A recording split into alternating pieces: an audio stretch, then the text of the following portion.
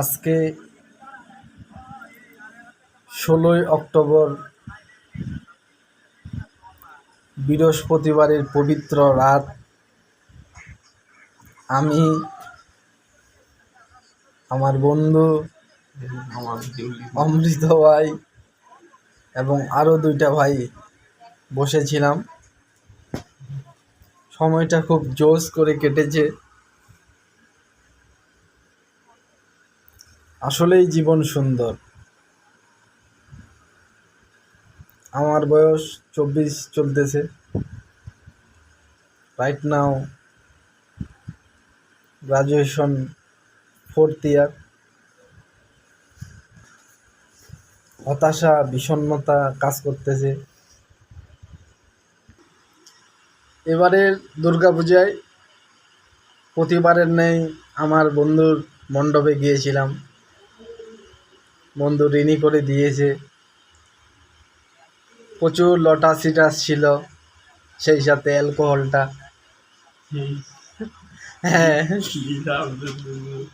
সব কিছু সুন্দর ছিল, আমি উপভোগ করছি এবং পরিশেষে আমি বমিও করে ফেলছি। আমি খুব হ্যাপি। দিনটা আসলেই অনেক সুন্দর ছিল। Present now my childhood friend Dipu. Deep, হ্যাঁ, আমার একটা হাই দে দে। আমার ছোট্টবেলার বন্ধু। এখন খুব মনে পড়তেছে আমাদের এই চাইল্ডহুড ফ্রেন্ড অপূর্ব, পাল বংশের শ্রেষ্ঠ প্রদীপ। ছেলেটা যাক, ভবিষ্যতে ভালো কিছুই করবে, এটাই আশা করি। চোখ লাল কিসে, নারীরও বিষে। কামরুল ফেসিস্ট রেজিমের অনুসারী এই ছেলেটাকে মিস করতেছি আমি।